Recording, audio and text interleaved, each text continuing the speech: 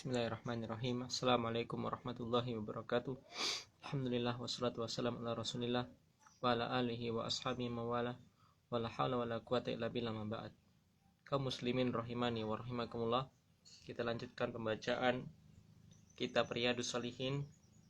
Kita masuk bab baru, babu al-amri bil muhafadhati ala salawatil maktubati wa nahyi al-akidi wal wa'idi asyadidi fi tarkihinna, yakni bab tentang perintah untuk menjaga solat-solat yang wajib dan larangan yang tegas untuk meninggalkannya. Berkata muallif Imam Nawawi rahimahu ta'ala membawakan bab ini dengan dua ayat, di surat Al-Baqarah dan surat At-Taubah.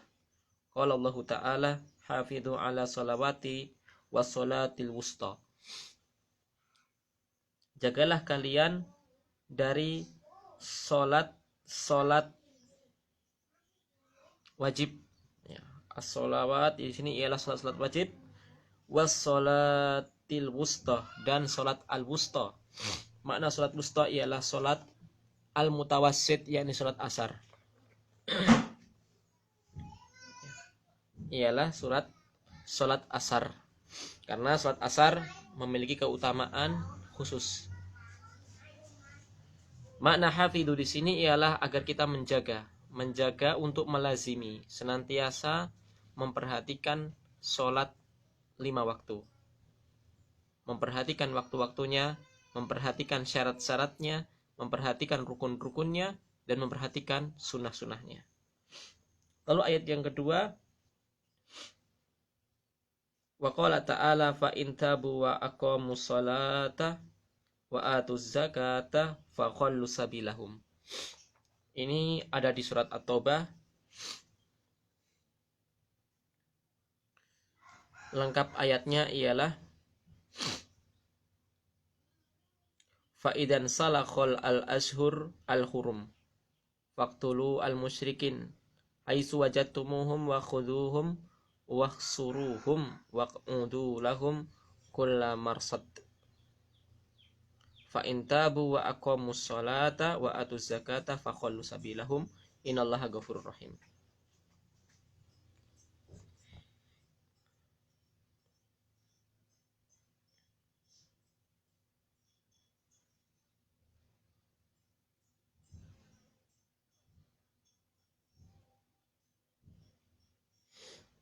Ayat di sini ialah ayat tentang keadaan kaum musyrikin, ya, di bulan-bulan haram. Yang bulan haram itu dilarang untuk berperang, ya. Namun kata Allah dalam tafsirnya fa'lanu,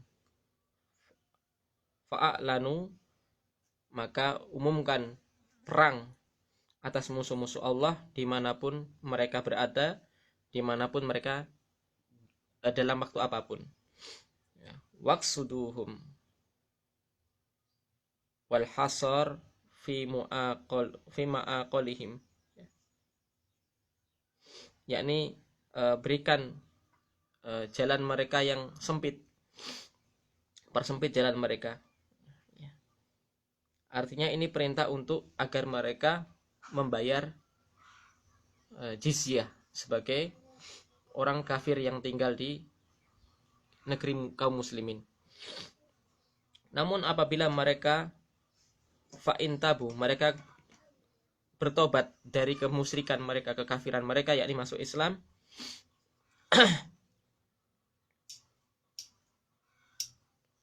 dan mereka menegakkan sholat, ya. Tatkala mereka bertobat masuk Islam, ini yang pertama, yang paling diawalkan ialah dan aqamus shalah, mereka menegakkan sholat. Wa atuz zakat, dan menunaikan zakat, maka fakhallu sabilahum, bebaskan jalan mereka, berikan kelonggaran kepada mereka, yakni dibebaskan dari membayar jizyah. Innallaha ghafurur rahim, sesungguhnya Allah Maha Pengasih lagi Maha Penyayang, lagi Pengampun, lagi Maha Penyayang. Kita baca ayat pertama, kita baca hadis pertama dari bab ini. Wa an Ibnu Mas'udin radhiyallahu anhu qala sa'altu Rasulullah sallallahu alaihi wasallam ayul a'mali afdal.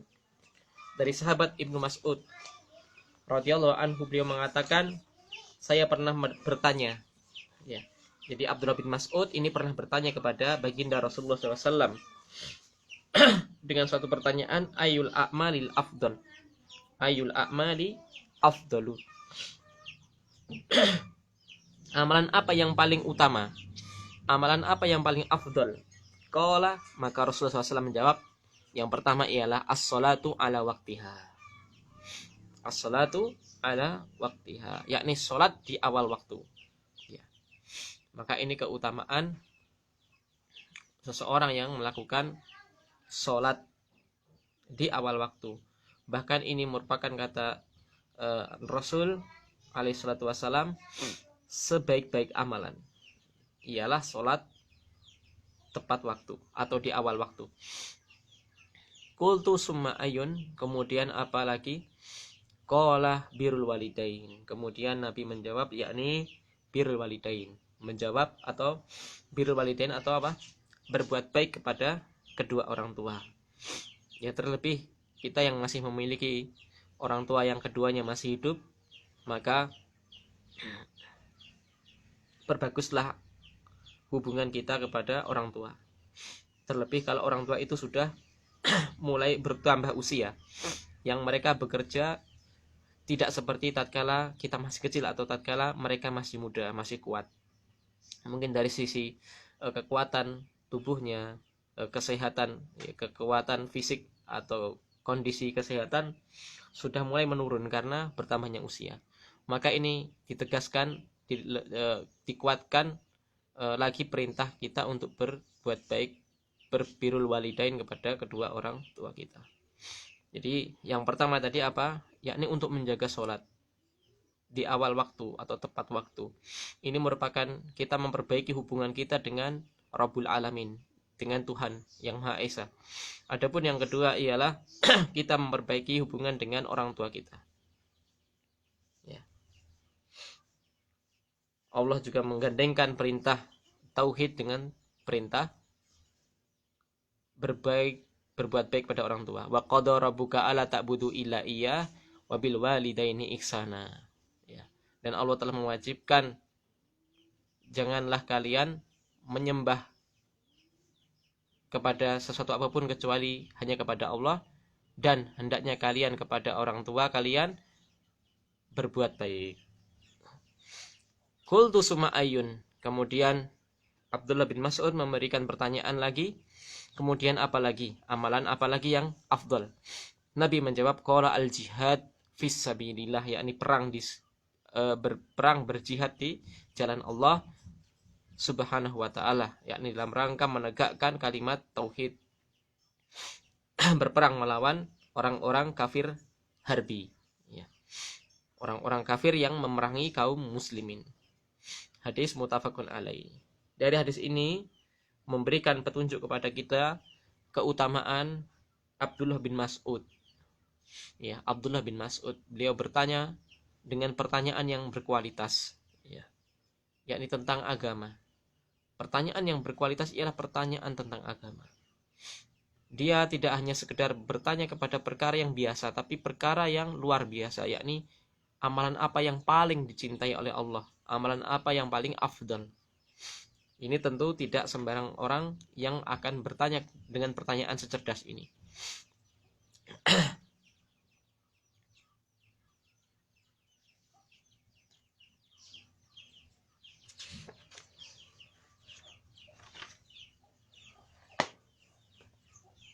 Dan Abdullah bin Mas'ud tidak sekedar berhenti di satu amalan saja.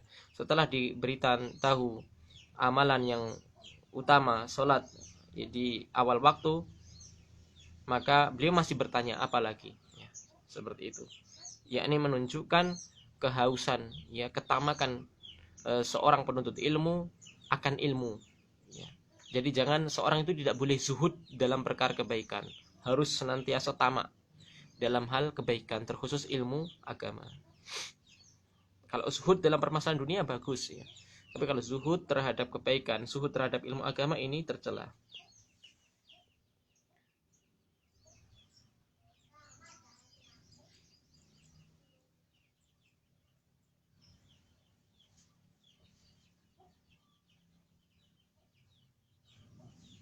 Dari hadis ini juga diambilkan kesimpulan sebagaimana disampaikan oleh Ibnu Utsaimin,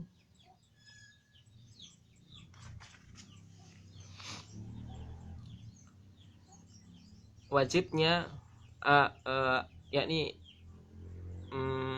menjelaskan tentang kecintaan Allah, penetapan sifat cinta. Dalilun ala isbati al-mahabbati lillah, yakni dalil yang menunjukkan atas penetapan sifat cinta bagi Allah. Dan Allah mencintai ya amal-amal ya soleh, sebagaimana Allah juga mencintai orang-orang yang mengamalkan amalan soleh tadi.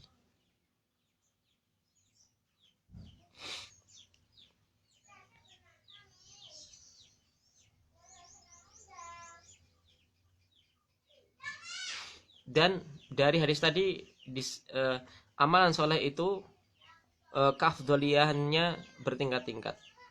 Sebagaimana dijelaskan tadi, birrul walidain didahulukan dibandingkan jihad.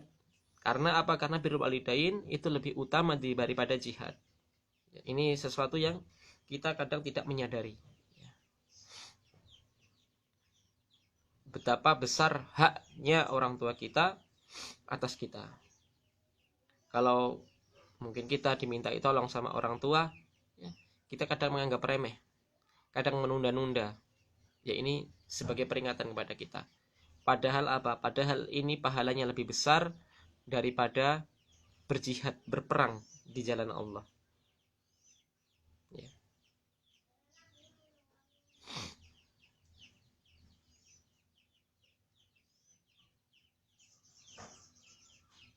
Begitu pula berbuat baik kepada orang tua tidak hanya sekedar tatkala mereka masih hidup, namun kita juga masih punya kewajiban berbuat baik kepada orang tua yang sudah meninggal, baik dengan mendoakan keduanya atau beramal soleh dengan meniatkan ditujukan kepada orang tua kita, ya, contoh berinfak, meniatkan untuk atas nama orang tua kita sudah meninggal, lalu memperbaiki, menyambung silaturahmi dengan keluarga ayah kita atau ibu kita yang sudah meninggal, berbuat baik kepada teman-temannya. Itu semua merupakan bentuk birrul walidain kepada orang tua yang sudah meninggal. Dan yang paling inti ialah mendoakannya, senantiasa mendoakan di akhir-akhir sholat kita, di waktu-waktu yang mustajab. Dikarenakan dari sesuatu yang sifatnya materi tidak bisa lagi kita sampaikan. Mereka sudah tidak bisa lagi menerima makanan, karena mereka sudah di alam yang berbeda, tidak bisa menerima pakaian. Tapi yang masih bisa menerima, yang masih bisa mereka terima ialah doa kita atas izin Allah tentunya, ataupun amalan soleh kita. Insya Allah masih bisa kita salurkan kepada orang yang sudah meninggal. Wallahu muwaffiq.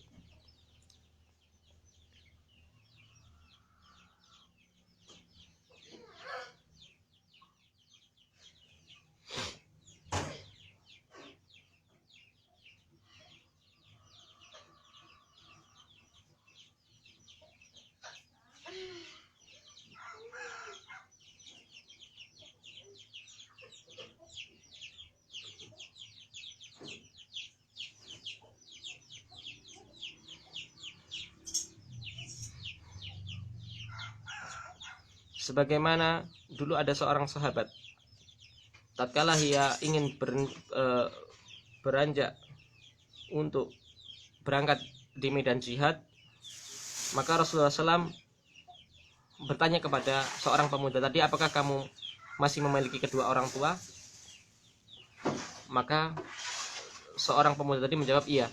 Maka Nabi pun memerintahkan kepada pemuda ini untuk di kedua orang tuamu ada jihad. Iya.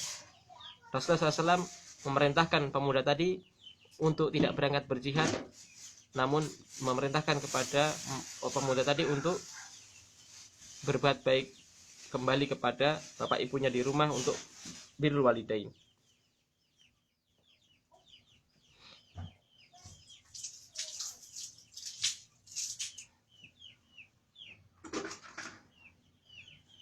Tentu jihad di sini ialah jihad yang sifatnya fardu kifayah, yang jihad ofensif, jihad menyerang.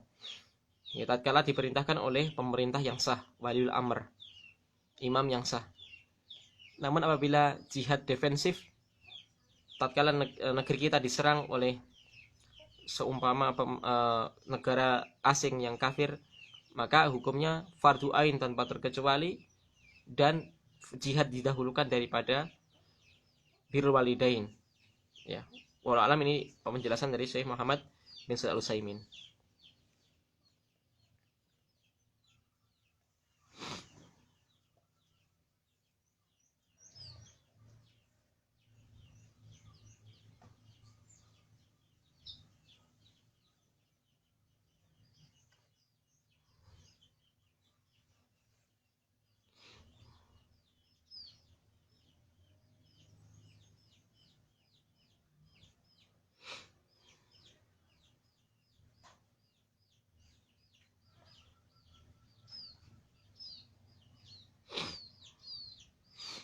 Maka untuk keutamaan yang pertama, yakni menjaga sholat 5 waktu,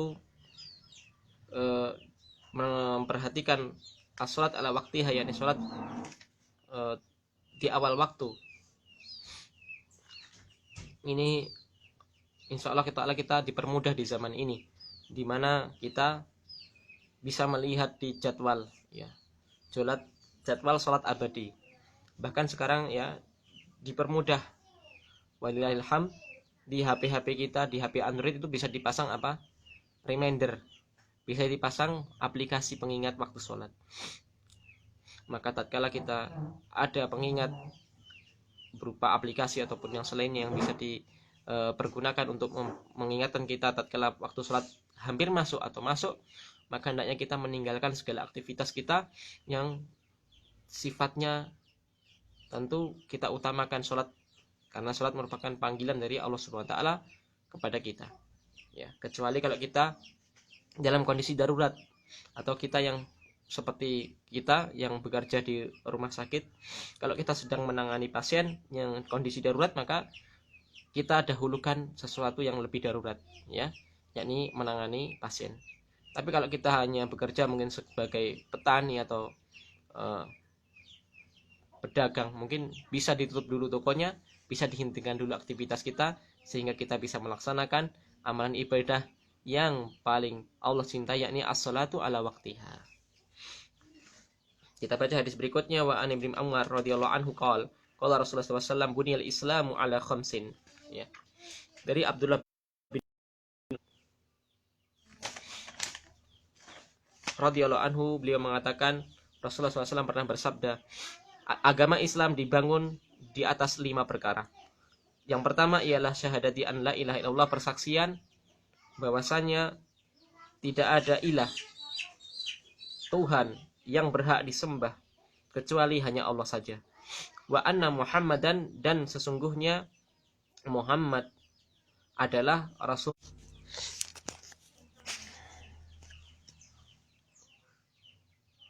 Lalu dan iqamis shalah, wa iqamis shalah, dan menegakkan sholat, wa itaiz zakat, yang ketiga ialah menunaikan zakat. Lalu kita baca penjelasan Syekh Muhammad bin Shalih Al-Utsaimin.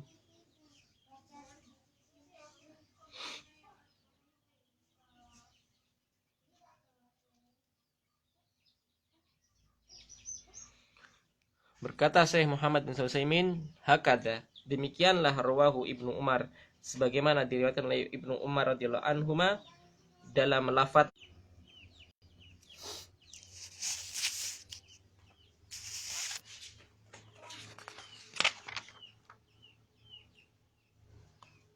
dan dalam suatu riwayat yang lain ada lafadz didahulukannya puasa, baru yang kelima ialah haji. Dalam riwayat yang lain, fa'alal awal, maka yang pertama tadi merupakan hadis riwayat Imam Bukhari rahimahullah taala secara tertib, secara urutan dalam sahihnya, yakni didahulukan haji daripada puasa. Namun yang paling banyak dari hadis-hadis yang meriwayatkan hadis ini ialah didahulukan puasa atas haji. Ya, yang lebih banyak ialah riwayat didahulukannya puasa daripada haji. Wallahu alam.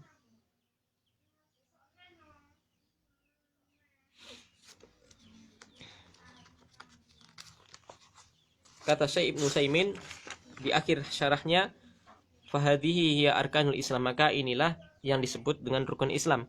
Man atabiha fahuwa muslim. Barang siapa yang mengamalkan kelima-limanya, maka ialah seorang muslim. Terkhusus untuk ibadah haji, maka ini berdasarkan istitoah, yakni kemampuan, berdasarkan kemampuan. Dikarenakan tidak semua orang mampu melakukan haji terkait dengan biaya. Karena harus pergi jauh, menempuh safar yang panjang, perlu butuh bekal. Namun apabila belum mampu, maka belum ada kewajiban. Wallahu a'lam. Waqad bana ala asasin matin. Ya, inilah rukun Islam yang dibangun di atas bangunan yang kuat. Wa man lam ya'ti biha fahuwa bayana fasikun au kafir. Barang siapa yang tidak melakukan padahal mampu, ya, tentunya, maka ia dihukumi seorang yang fasik, dan inilah yang dia bisa terjatuh kepada kefasikan atau kafir, ataupun terjatuh kepada dosa kekafiran. Faman lam ya'ti bi syahadatain fahuwa kafir. Ini kata Ibnu Utsaimin, barang siapa yang tidak mau bersyahadat, maka dia kafir. Waman lam yusalli fahuwa kafir. Kata Ibnu Utsaimin, barang siapa yang tidak salat maka kafir. Inilah yang dikuatkan oleh Syekh Ibnu Utsaimin sebagaimana dalam madhab yang beliau pegang, yakni madhab Hanabilah. Ya. Namun walau alam, dalam madhab Syafi'iyah, seseorang yang meninggalkan sholat secara malas, karena malas tapi masih meyakininya, maka dia dihukumi fasik. Ya. Dia masih belum keluar. Lafadz kafir di sini ialah maknanya kafir duna kufrun, atau kufrun duna kufrin, ya, kufrun duna kufrin, yakni kekafiran yang tidak mengeluarkan seseorang dari dairatul Islam, dari lingkaran keislaman, namun dia dihukumi fasik selama ia masih meyakini akan wajibnya sholat 5 waktu. Kalau ia meninggalkannya karena malas, maka dia dihukumi fasik ataupun kufur duna kufrin. Namun dalam pendapat Hanabilah, sebagaimana yang dipegangi oleh Imam Ibnu Utsaimin, memang di sana mereka berpendapat mazhab Hanabilah akan tentang kekafiran orang yang meninggalkan sholat tanpa uzur karena malas sekalipun dihukumi kafir. Wallahu a'lam. Maka ini merupakan ranah ijtihadiyah.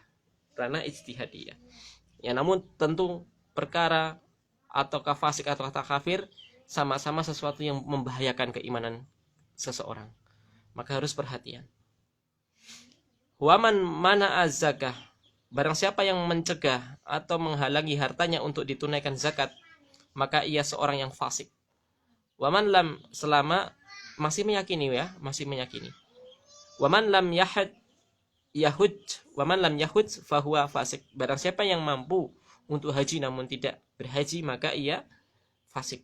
Barang siapa yang berpuasa, barang siapa yang meninggalkan puasa padahal mampu, fahuwa fasik, maka ia juga fasik walal muwafiq. Ya. Ini 5 rukun Islam. Namun para ulama tidak berbeda pendapat, ya. Namun saya ulangi, para ulama tidak berbeda pendapat. Barang siapa yang meninggalkan rukun Islam padahal mampu,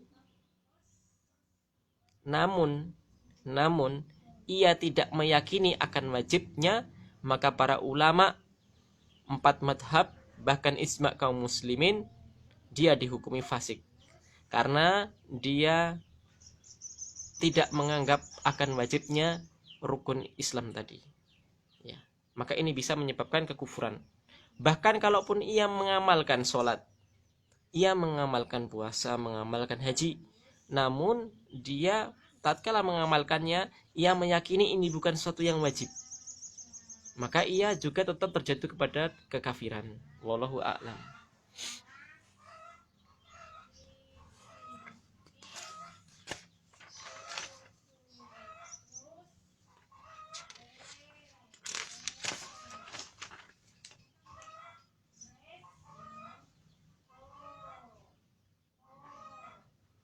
Kita baca hadis terakhir dari pertemuan kita kali ini.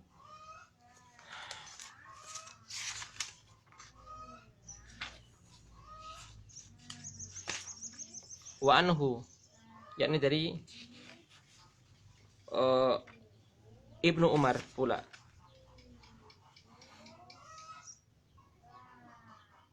Radhiyallahu anhu, wa anhu radhiyallahu anhu, dari Abdullah bin Umar radhiyallahu anhuma, qala Rasulullah SAW, beliau mengatakan Rasulullah SAW pernah bersabda, umirtu an uqatilan nasa hatta yashhadu an la ilaha illallah. Ya. Rasulullah SAW pernah bersabda, aku diperintahkan untuk memerangi manusia sampai mereka mau bersyahadat la ilaha illallah dan mau bersyahadat wa anna Muhammadan Rasulullah. Ya. Mengakui Allah lah satu-satunya zat yang berhak diibadai dan mengakui Muhammad ialah Rasulullah, utusan Allah. Maka Rasulullah SAW bersama para sahabat memerangi manusia sampai mereka mau bersyahadat, syahadatain. Wa yuqimus shalah, dan sampai mereka mau menegakkan salat. Wa yu'tu zakah, sampai mereka mau menunaikan zakat.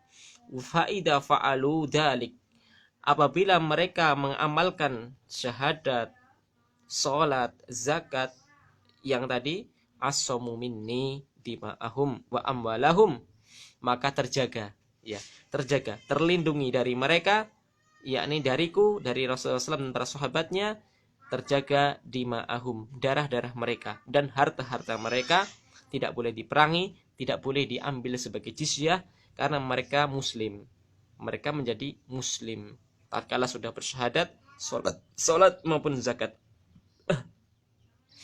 Illa bihaqqil Islam, tidak boleh ditumpahkan darahnya, ya, tidak boleh diambil hartanya, illa, kecuali secara hak-hak Islam. Kalau mereka dikenai dam, dikenai denda dikarenakan melakukan pelanggaran tertentu, maka boleh diambil, namun tetap di atas apa?